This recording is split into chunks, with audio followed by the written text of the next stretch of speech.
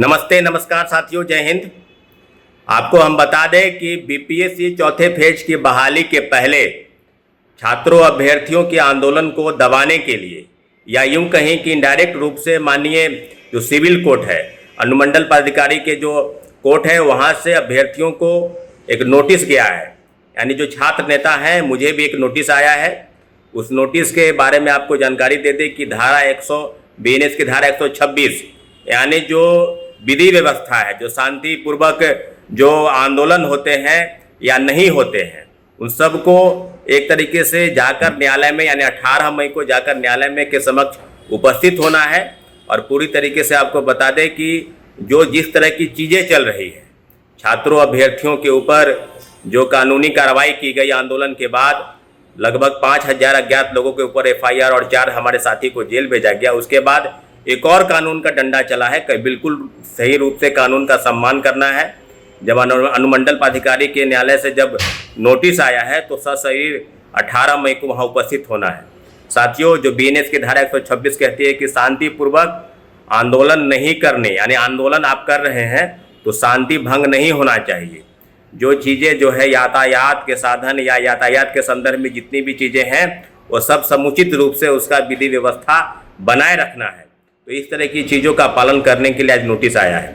तो पूरी तरीके से अभ्यर्थियों के आंदोलन पर जिस प्रकार से व्यवस्था चल रही है, विगत 2 वर्षों से लगातार आंदोलन चल रहे हैं, परंतु अभी तक छात्र अभ्यर्थियों के हित में चौथे फेज की बहाली नहीं आई है।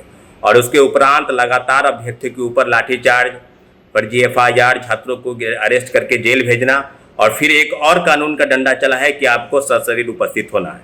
तो निश्चित रूप से हम लोग जितने लोग हैं, 5-7 लोगों को जो नोटिस आया है, सभी लोग उपस्थित होंगे 18 तारीख को।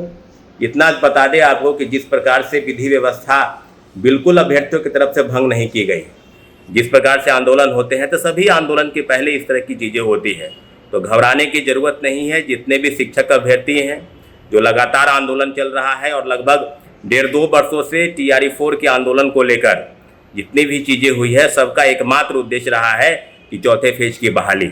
और जब नए शिक्षा मंत्री मिथिलेश तिवारी जी ने बार बार आश्वासन दिया कि हम बहुत जल्द, जिस दिन वो ज्वाइन कर रहे थे उसके ही अगले दिन उन्होंने कहा कि हमको 10 दिन का मोहलत दीजिए, हम चौथे फेज की बहाली हेतु जितने भी विभागीय कार्रवाई है या विभाग स्तर से जो भी होना है उसको अपने स्तर से करके हम जल्द ही जल्द सब चीज़ों पर आप लोगों को जवाब देंगे।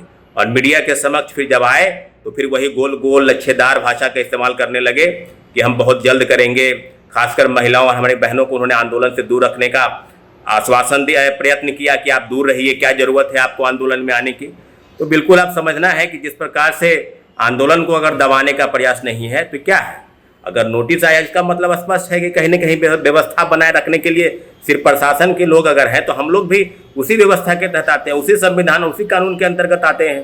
कहीं भी व्यवस्था भंग नहीं होगी और पहले भी नहीं हुई है। शांतिपूर्वक आंदोलन, जितने भी आंदोलन हुए सभी शांतिपूर्वक आंदोलन हुए हैं। छात्रों अभ्यर्थियों की डिमांड पर अभी तक बहुत सारे आंदोलन इस राज्य में हुए, सभी पर कहीं न कहीं सरकार की निगाहें बनी रहती है। अब 20 तारीख को यानी 20 मई को आंदोलन है, उसके पहले ही सरकार के तरफ से यानी माननीय कोर्ट के तरफ से जो नोटिस आया है उसका सशरीर उपस्थित होकर जवाब देना है।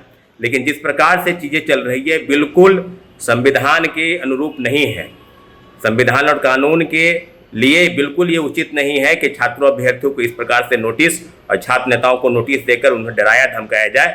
तो बिल्कुल डरने की जरूरत नहीं है। हम लोग कानून का सम्मान करते हैं, कानून का सम्मान करेंगे और सशरीर उपस्थित होंगे। लेकिन आंदोलन जो है 20 तारीख को, वो आंदोलन बिल्कुल होगा। छात्रों अभ्यर्थियों के हक में जो आवाज़ है वो बुलंद रहेगी। और 20 तारीख को सारे शिक्षक अभ्यर्थी जो है पटना कॉलेज, पटना विश्वविद्यालय के पटना कॉलेज से उपस्थित होंगे और अपनी अपनी मांगों को लेकर सरकार तक ले जाएंगे। बहुत बहुत